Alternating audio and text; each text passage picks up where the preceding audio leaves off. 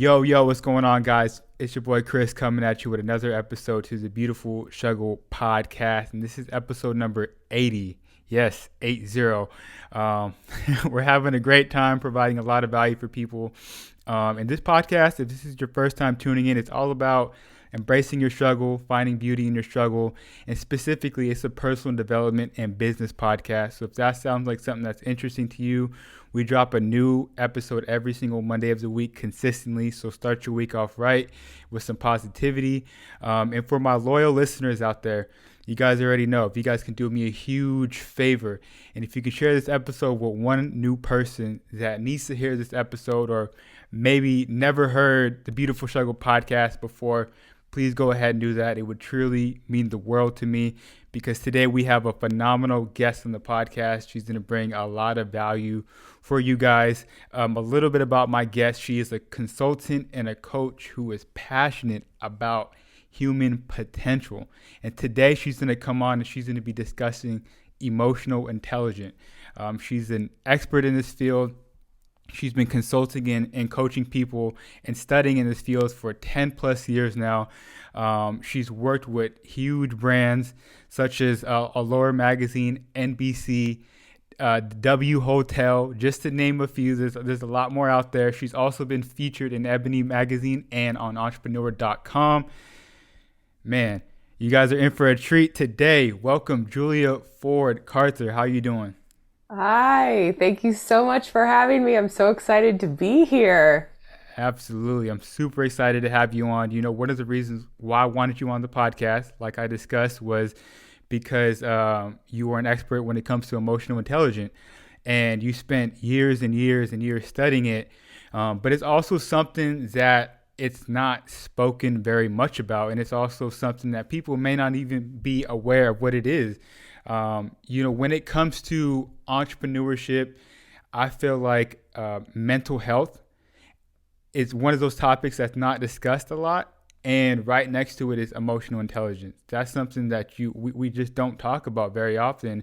And whether you're an entrepreneur or just, working your regular job, it's something that can greatly benefit you.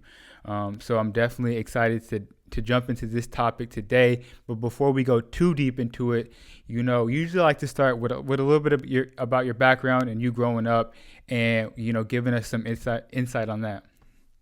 Absolutely. And we will definitely dive deep today. So yeah, I know you will for sure. We could start at the beginning. So I grew up in a childhood that pretty much required me to develop emotional intelligence very early on. It actually was a survival mechanism that I used. I grew up in a pretty traumatic childhood, so it was very chaotic. And what I had to learn was how to manage and be able to identify other people's emotions so that I knew how to react in response to that and to keep me safe and to keep other people in my family safe. So it really was. Quick question already. At that age, were you aware that you were doing that or was it just naturally, walk me through that? Sure. So I remember, probably as early as 3 that I was having to kind of manage emotions or knew that my environment was unsafe or could be unsafe at times. And so I think it just naturally developed without, as much self-awareness as you can have as a 3-year-old. But I remember being aware that young, and then it just developed from there. I was the oldest of 2. So I think even being the oldest kid, you feel that responsibility. I definitely felt responsibility for my younger brother, and even responsibility for my parents who, were creating this chaotic environment. But there was addiction in the family. That was one of the things. And so it just became my way of life. It became my perspective, the way I saw the world. It was just something that I knew how to do because I had to, and then it became my superpower. So from there, I realized, well, it's super important to understand how other people are feeling and what they're, not just how they're feeling, because we present certain emotions on the surface, but there's also always an underlying emotion that's going on beneath that surface behavior or beneath that surface expression, right? Some people, most of us aren't that conscious of all of our emotions that are happening and driving us unconsciously and subconsciously. So we'll present what we're conscious of, and which actually is about only 5%. We're only conscious of about 5% of our brain activity. So 95% of it is happening without our conscious awareness. But is it because some of those things we just do naturally, like for instance, like being able to tie your shoes or something like that, or cooking, it's just, it's natural. It becomes that way, but also it's just the way that our brain functions. We're taking in so much information, but we can only process the biology of our brain has developed so that we can only focus and process a small fraction of all of the information that we're taking in. Otherwise, we wouldn't be able to get anything done. It would be too much. So yeah, I mean, there's, as we evolve, there's many reasons why certain emotions become unconscious. So you can repress them, meaning you can just like block them out of your awareness. Maybe they're too painful, or maybe they're just not useful for you at the time. But yeah, our brain is, our brain's very selective with recall, with what it pulls out in any certain moment. So because it's trying to be efficient, it's trying to help us make efficient decisions. However, I have found that that's why I love the emotional intelligence, because that will help us make better decisions. And so, yeah, when I continued on in my, growing up and continued on to adulthood, and I studied communications in college, and all of that was about emotional intelligence, because it's really speaking to, when you communicate to anybody in any format, you're talking to their emotion. You're talking to their drivers. What are they motivated by? What do they want? And more importantly than what do they want, why do they want it?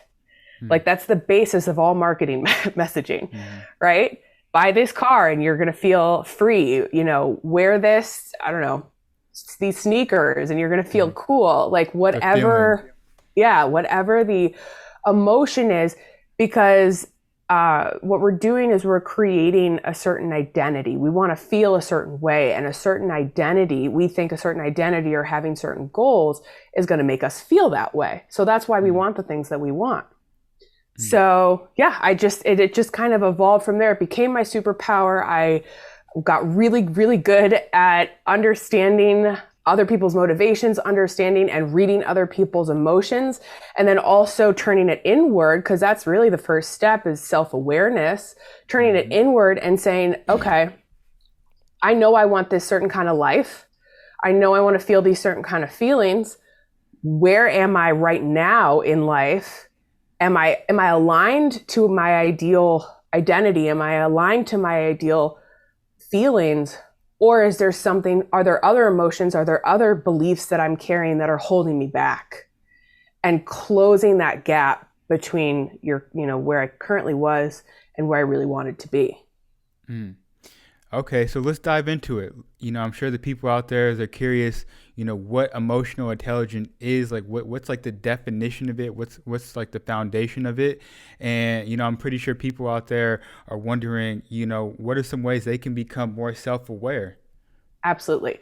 So emotional intelligence is being able to identify our own emotions, to correctly identify them, and then take those insights, take that information that they're telling us about what we're experiencing in that moment, and make decisions based on that information. So that's one component of it. The other side to it is being able to do that in dynamics with other people. So there's an interpersonal, meaning, a self-reflective component. Then there's an intrapersonal, when you're involving other people. So there are there are either 4 or 5 components depending on which book you read, basically, but they boil down to the same core concepts: self-awareness, self-regulation, social awareness, which is empathy and being aware of other people, and then relationship management or relationship regulation. So self-awareness, as you pointed out, is the first and foremost. That's what I start off everybody with is self-awareness.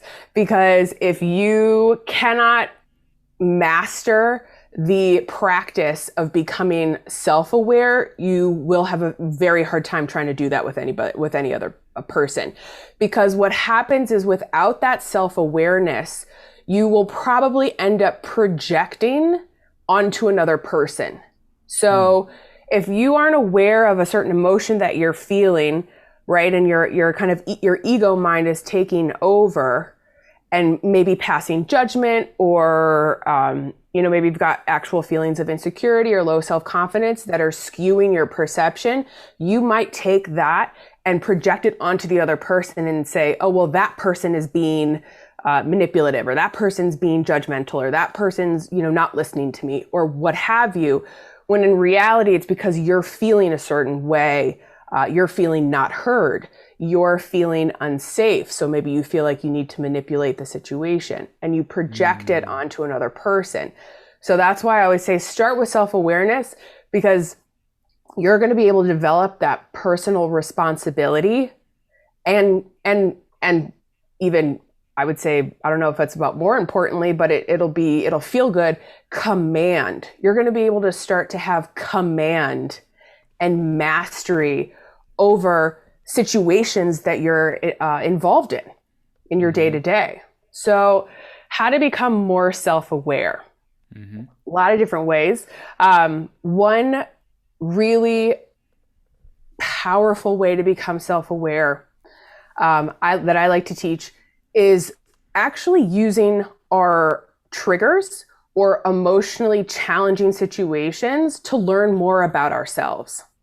So if you are maybe in a heated conversation, let's say you get into a heated conversation and you get triggered, right? Meaning there is some type of kind of emotional hit that you feel, and usually what will happen is you're going to have that ego reaction, which is going to either be defensive, or maybe you get angry, or maybe you just shut down and just cut off communication and walk away.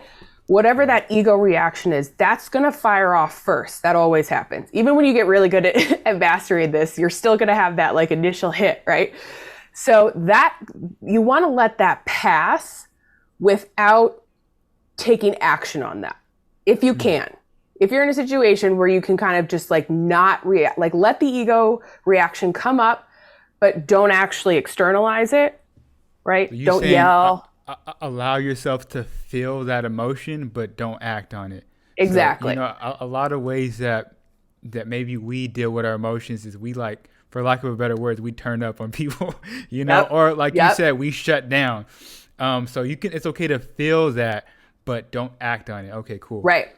Because that's what your ego's not, the ego gets a bad rap in personal development, right? We're always talking about ego death and trying to get rid of our ego. Look, the ego, you're going to have the ego forever and always. So you might as well get used to it, and you might as well befriend it, right? Make it your best friend, make it your teammate. It's more about integrating the ego, because what the ego is trying to do, the ego's trying to keep you safe. That's all it is.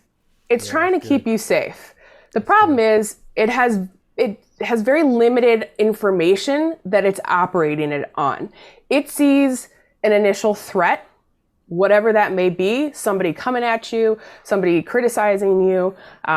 Maybe if you're driving and road rage, you get into somebody cuts you off in traffic, right? That road rage is an ego reaction. Your ego's just trying to keep you safe. What's going on though is that your emotional intelligence, your emotional self already knows that it's safe.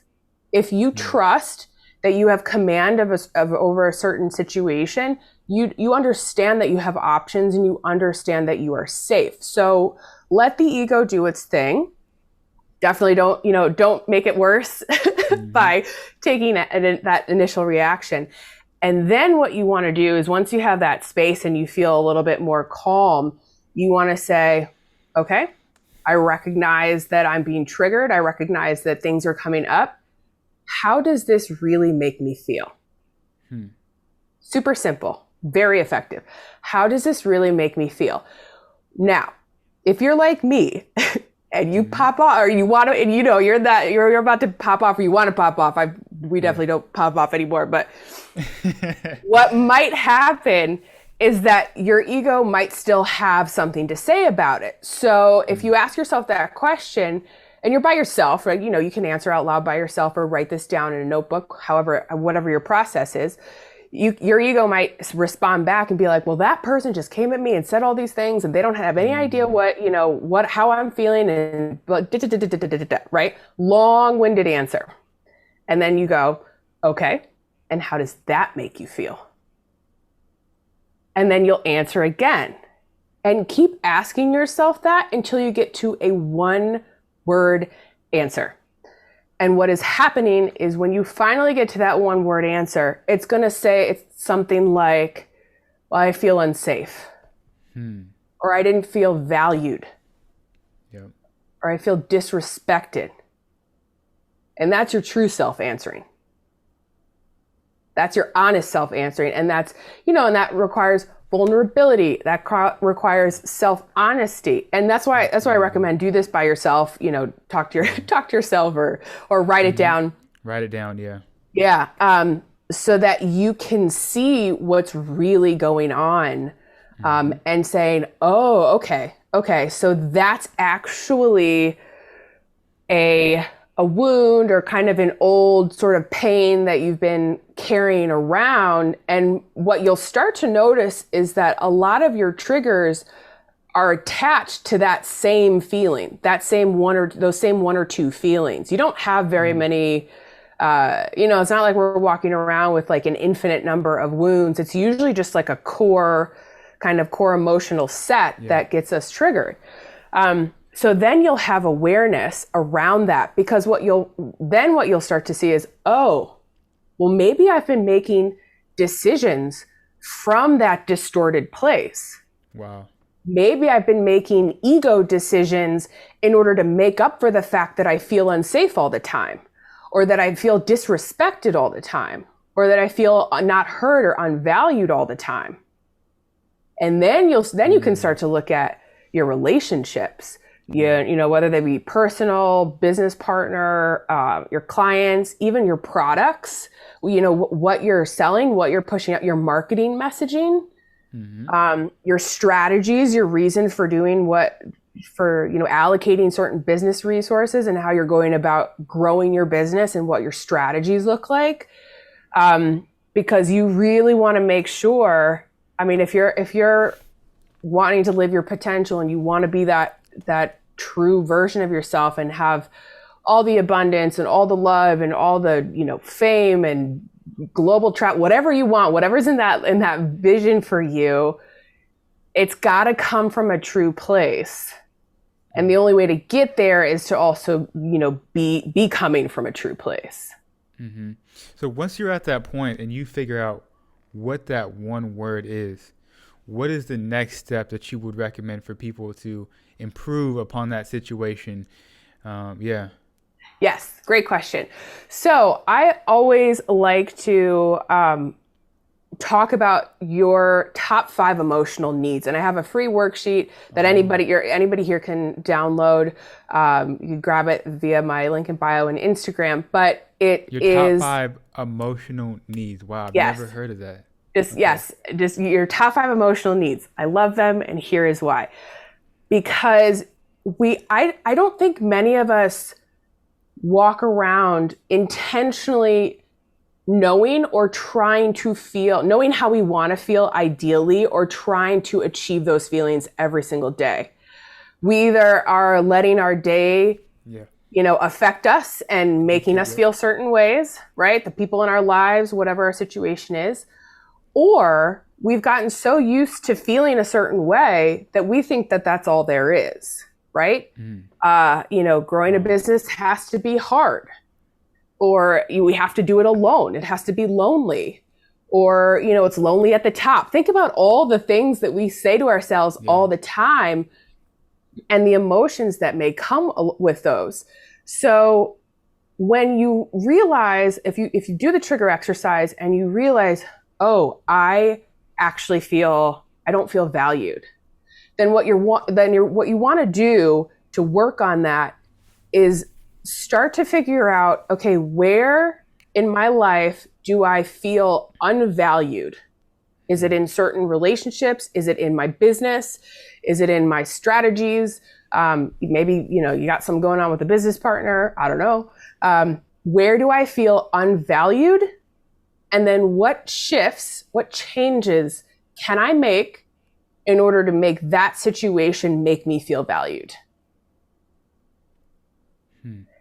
And that's the hard part. That's the challenging part, is making those changes, because sometimes that requires very difficult conversations, right? It could be, not to cut you off, it could be life-changing changes. Like, you might have to end that relationship with that business partner, or if we're talking about everyday people, someone that you've been in a relationship for years, that might have to go. It could be family members, but I'll let you continue. That's crazy. Yeah. So I call that. And so what will happen is you'll get to that point. You have your answer. You have your truth, and you know what needs to happen. Because look, my guess is once you get down to the core of it, you kind of already know. Like, maybe there's been something in the back of your mind that says, like, I feel like I can't really be my full self in this situation.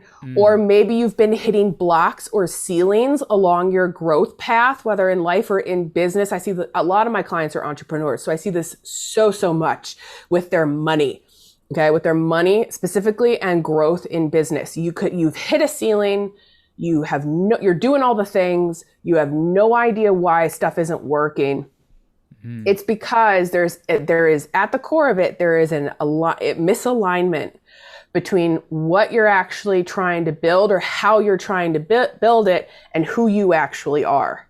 It's usually you've developed a goal from a place of ego, or you have people around you that aren't supportive of your true full vision. And so you keep growing, you keep leveling up, and then you're going to hit a point where it's like, okay, it's do or die. It's game time. Like, you got to go to those next exponential levels, and you can't take everybody and everything with you. You just can't. So, and you, not only that, but you need people around you that are going to support you at that level where you're going. So yeah, it can be, I call it the fear of the fallout. Because there are going to be elements of your life, and even elements of your own self and your own identity in many instances, that's going to fall away. It's going to fall out of your life. But that is, a lot of times, that's what I see. That's why we stop taking action towards what we really, really want. And we can distract ourselves all day long and say, oh no, but I'm working on my, my social media ads. So I am making progress. Or, oh no, but I'm I'm pushing this type of product. It's not selling, but I'm pushing this type of product, and I'm doing all the things. I'm pouring all this money into it, and so I am making progress. And it's is it aligned with what you actually need and who you actually are, and is aligned with your vision? And if not, that's probably, it's not always the reason, but that has a lot to do with why something may not be working out for you.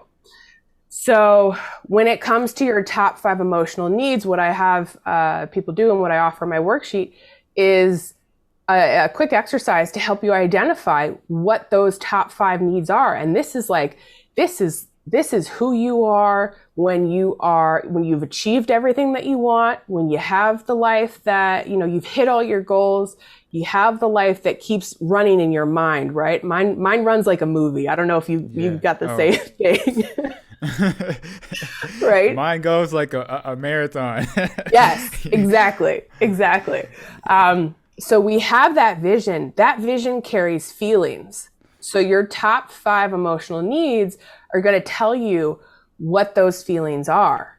And so that's what you want to be chasing down every single day, those feelings.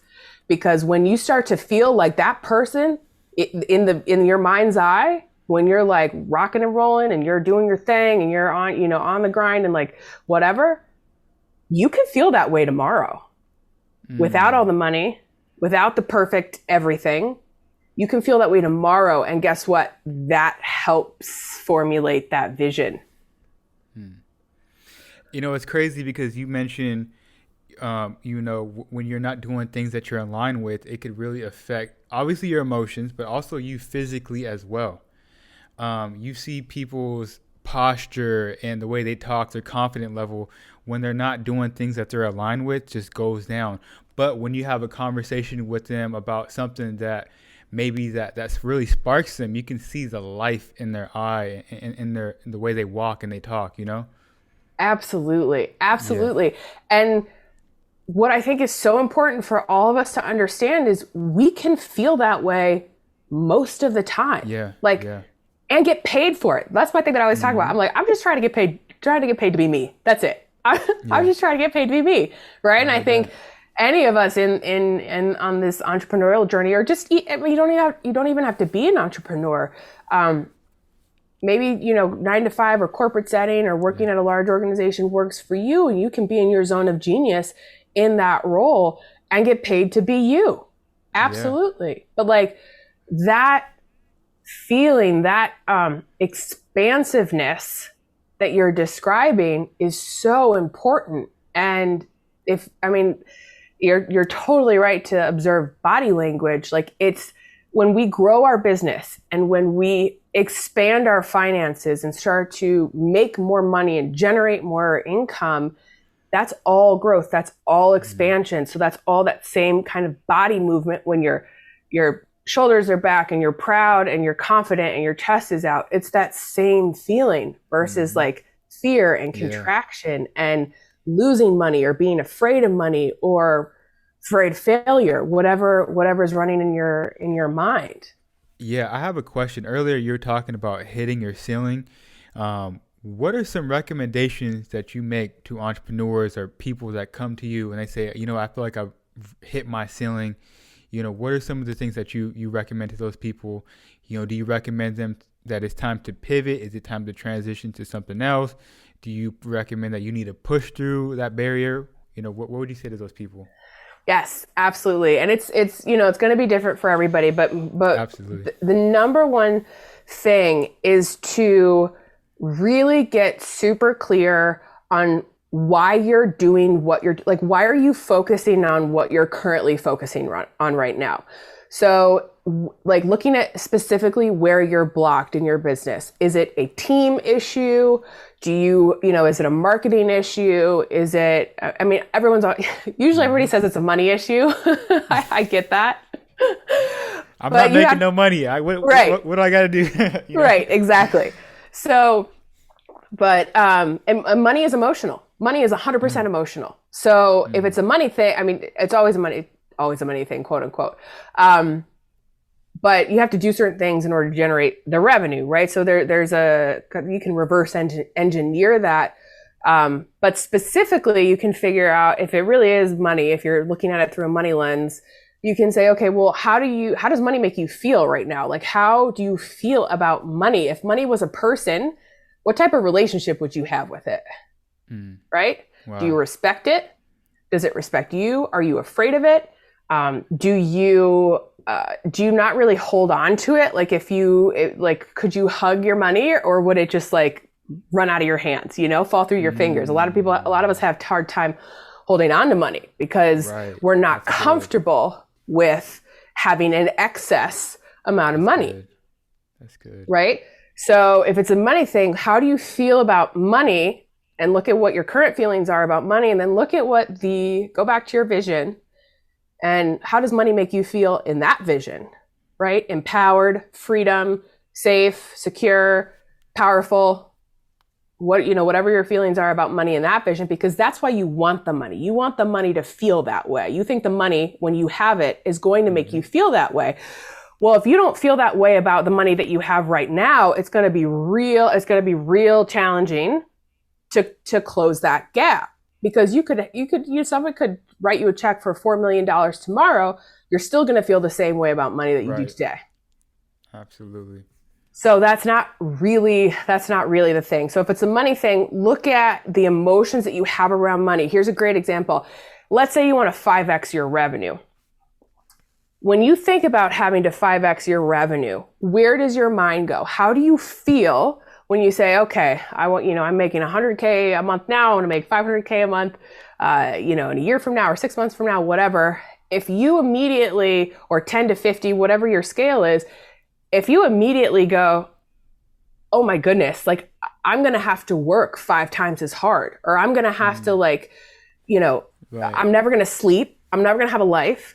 I don't know how I'm going to do this, right? I'm going to have to hire, 5 times as many people. And then my profit margin is nothing, right? I haven't increased the profit margin whatsoever. Why would you do that? If the feeling, if your body is saying, I cannot hold 5 times as much revenue. This business cannot hold 5 times as much revenue right now because of what we think we're going to have to do in order to get it. It's going to be such a struggle to get it.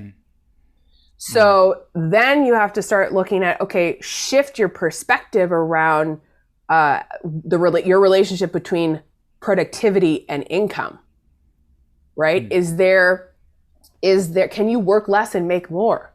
Yes, you can. The answer is yes to that, right? Can you, do you need to optimize your operations? Like how can you 5x your revenue and have it feel good and have it feel fun and have it feel expansive and have it feel free? If your ultimate vision and the ultimate money goal that you have makes you feel free, well, how can you feel free in the process of 5xing your revenue?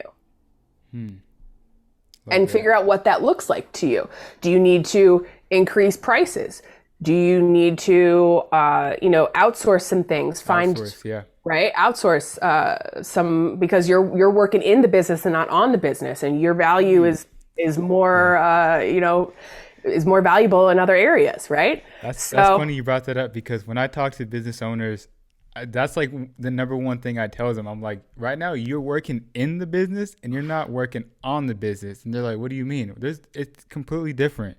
You're doing Absolutely. the day-to-day, you're doing the little nuances. You might be posting on social media, coming up.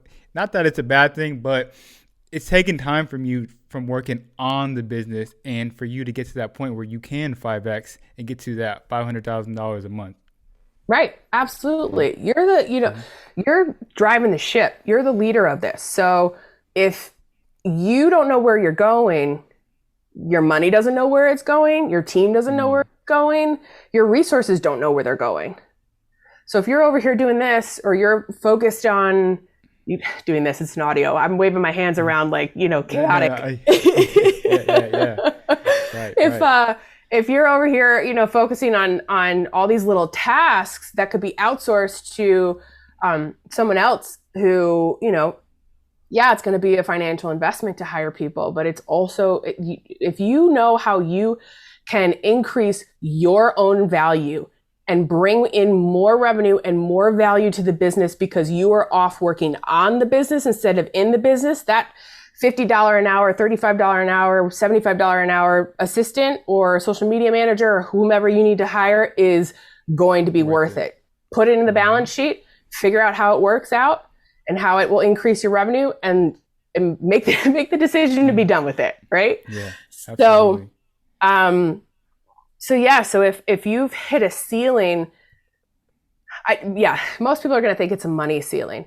My guidance to you is, or my invitation to you is, look beneath the surface, right? It's not, first of all, if you look at your emotions to money, or look at your relationship to money, figure out how you want money to make you feel, and figure out how you can shift your business or shift your operations or shift your approach, your strategy to start to create those feelings in your business now. Love that.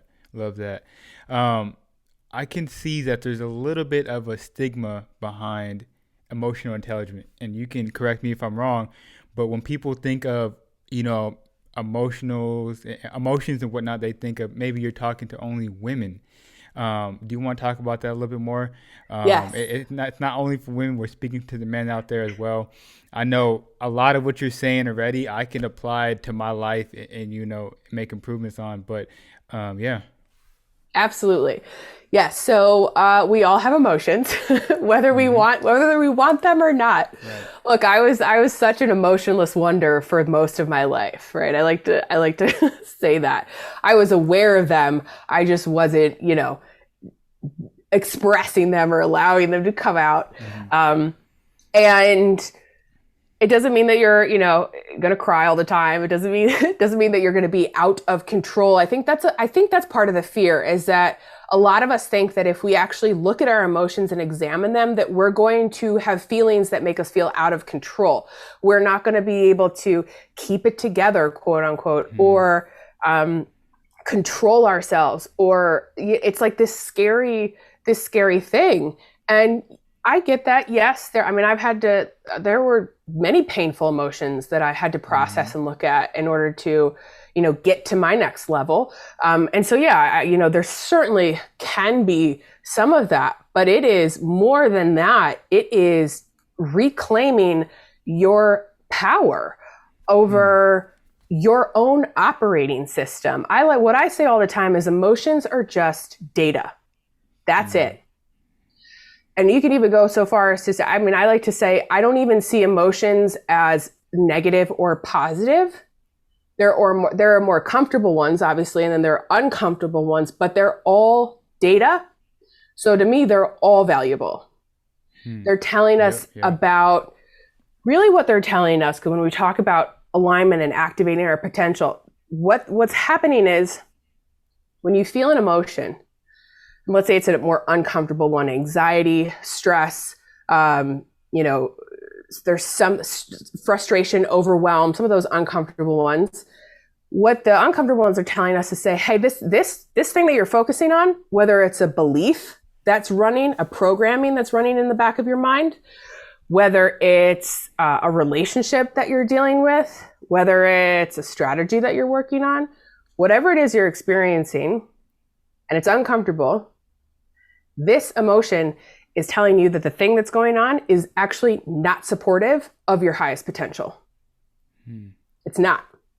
So what can you do to shift the scenario? Do you need to let go of this limiting belief? Do you need to process that? Do you need to do some inner work on that? Do you need to renegotiate this relationship that you're in order to, help shift the feeling and make it feel better? Do you need to rework the strategy? Whatever. The positive feeling emotions, or the comfortable feeling emotions, are saying, hey, this is supportive of your potential, your highest potential, your true self. It's the same thing that you were talking about earlier, the expansion versus the contraction. The contraction, your body is literally turning away from what you're experiencing because it knows it's not healthy it's not supportive of you. It is trying to protect itself. Expansion says, oh, I'm open to this. I know I'm safe here. I know this is okay. I can be vulnerable and and I'll be okay. I can be my real self and I'll be okay. So that's what's going on when we're feeling our emotions. They're just data, and I see them as guardrails, right? They're kind of like if you had bumpers on a bowling lane. That's what I see emotions doing. It's like, oh no, don't go that way. Oh no, go more in that direction. Trying to get us down to bowl a strike and to knock down all our pins and become who we want to be. Emotions are just data. And if you consider your whole self to be an operating system, just like a computer, right? Your brain, your body, we have incredible intelligence within ourselves. Cellular intelligence, mental intelligence, emotional intelligence. All of that is your operating system. If you want to optimize your operating system, which is what you have to do if you want to master yourself and live your highest potential, then you can't ignore an entire data set that has a wealth of information that's really just trying to tell you hey, I'm trying to help you optimize your operating system. Please listen to me. That's how I see emotional intelligence. Absolutely. And one of your other podcast episodes that you appeared on, you brought up something that kind of just blew my mind. You said often people form another identity to help us survive, to be accepted by our community, if I'm not mistaken in those type of words. But can you break it down for the audience? Because when you broke it down and I heard it for the first time, I was like, wow, that is crazy, because a lot of people in our community, they do that. They form another identity to survive and to be accepted by our community, by our peers. Absolutely. I love this question.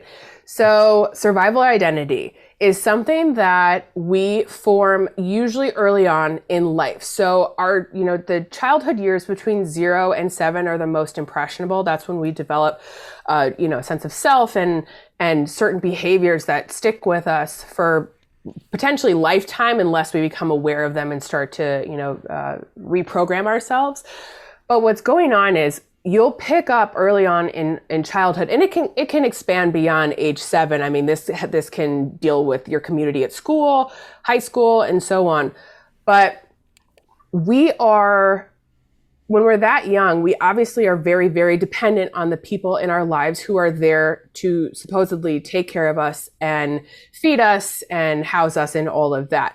So biologically, it is smart for us to do what we think we need to in order to appease these people that have so much control over our well-being, right? Now, just when physically, that's perfectly fine. Obviously, what happens is there are psychological and emotional elements to the way that we respond. So if you had parents or a community that you felt said, well, you have to look and feel and do and be a certain way, say certain things, dress a certain way, you are going to do that in order to be accepted, in order to not get kicked out of the house, in order to be fed and be loved and straight up be loved. That's what's at the core of it. We're trying to get love. We still are. We're all still trying to get love. Absolutely.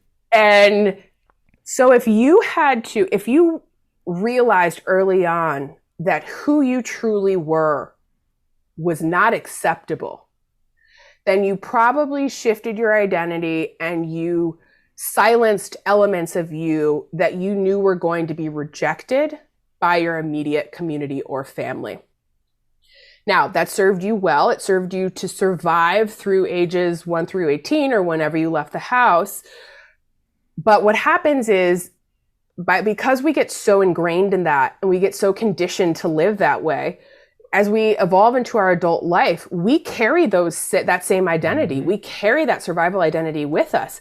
And so we start engaging in relationships with people that also are going to make us silence who we truly are. We may even start a business based on that survival identity. And then once we start to create that self-awareness and we start to realize, hey, this isn't really making me happy, or I don't feel like I can be fully expressed, or reach my highest potential in this way, in this, brand that I've created, that's when things are going to start to shift. And you're going to start to say, oh, I don't even know if this is me anymore.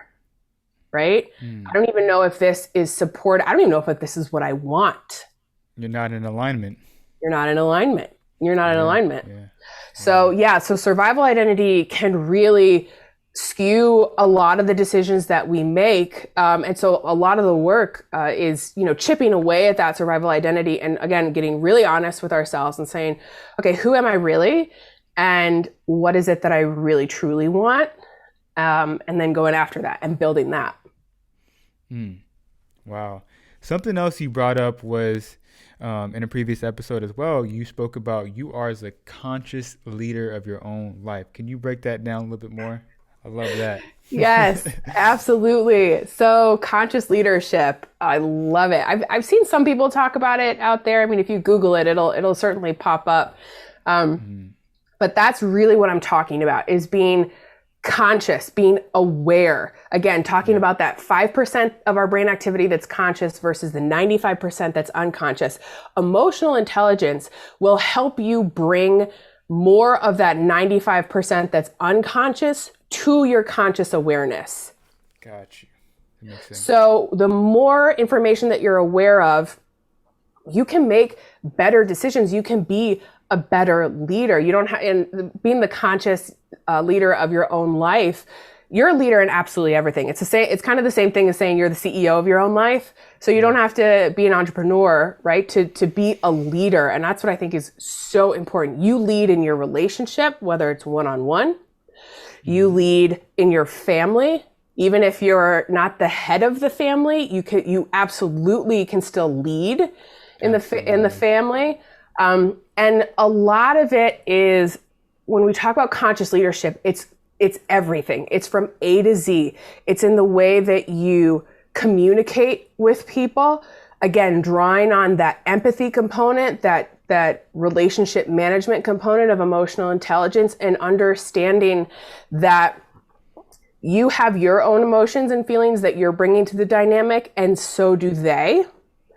And they may not be the same, but because you've developed your empathy and you're conscious of this dynamic, you understand that you share similar emotional experiences with absolutely anybody on this planet.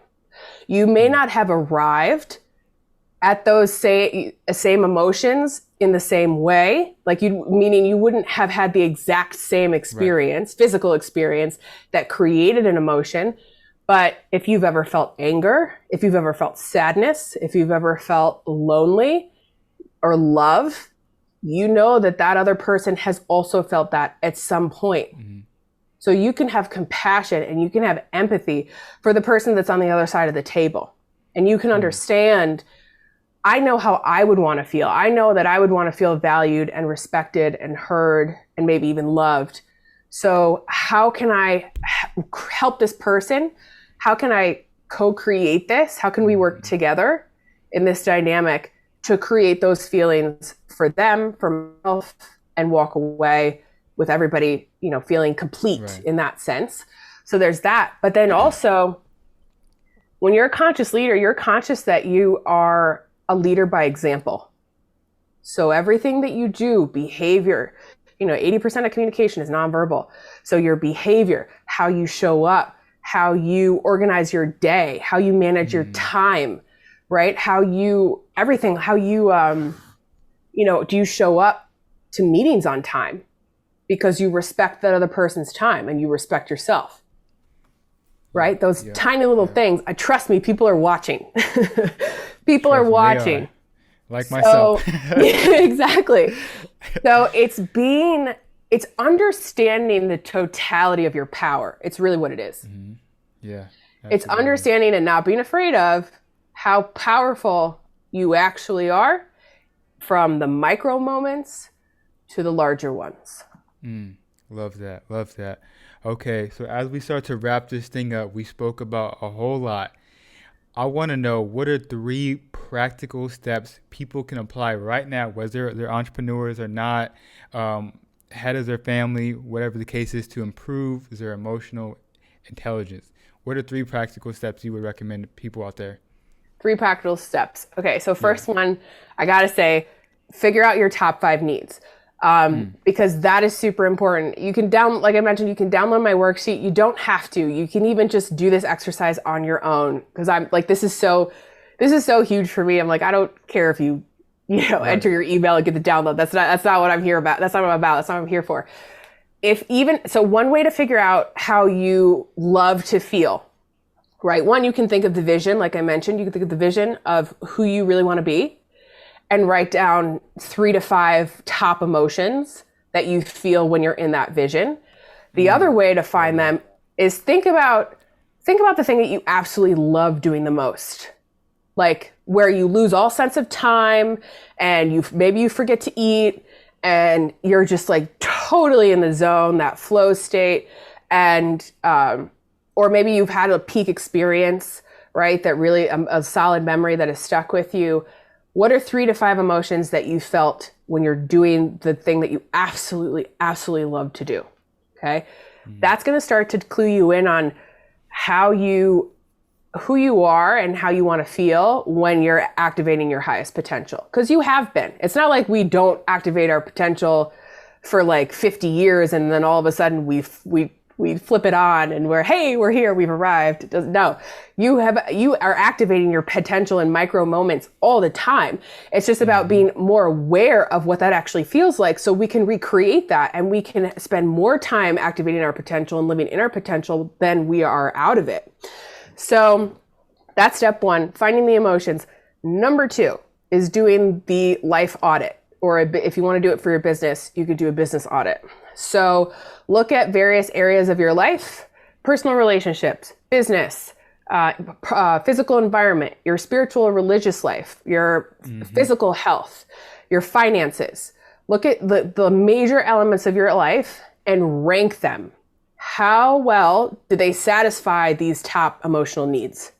Do I feel my 3 to 5 needs in my finances? Do I feel them in my personal relationship? Do I feel them with my friends and family? Right? Because now you're really starting to see where are you in alignment and where are you out of alignment. Love that. And then, because again, it's all about that self-awareness. Like that's going to be the key component. And once you really get a handle on that, that's when everything else kind of starts to flow from there. So that's why I my advice is always like squarely in the self-awareness zone. So then get the needs, do the life audit. And then let's simplify it even more. What is one thing that you can do today to help you feel those top 5 needs? Love that. Pick an area. It doesn't matter. Pick an area. If you look at your life audit wheel or if you're doing it for your business and you realize that a lot of the areas are not satisfying your needs and you don't know where to start with an area that only involves you. Because you have control over that. Let's say your health or fitness is not where you want it to be. You have control over that. Cook what you need to cook, eat what you need to eat. If you need to hire a nutritionist, hire a nutritionist. If you need to go to the gym more, go to the gym more. That's just on you for the most part. If you have, you got family, you got kids, you got a schedule around that. I totally get that. But pick something that really just involves you, because what you need to do is strengthen that emotional. It's like, I call it emotional fitness all the time too, because it's just like physical fitness. You got to strengthen your EQ muscle. You got to collect evidence that it's okay for you to feel your top 5 feelings and be who you are and activate your potential. Absolutely. Love that. Whew, so much that we discussed. Was there anything else that you wanted to touch on, maybe that we missed? We spoke about a lot, but I wanted to make sure that we touched on all the important parts. Anything that we missed that you wanted to hit on real quick? I don't think so. You had such great questions and we covered everything. Awesome. I love that we jammed it all in. No, it was amazing. I really do appreciate your time. This is definitely something that needs to be spoken on a lot more. I hope and pray that you have a lot more opportunities to speak on other podcasts and other, publications and whatnot to get this out to more people.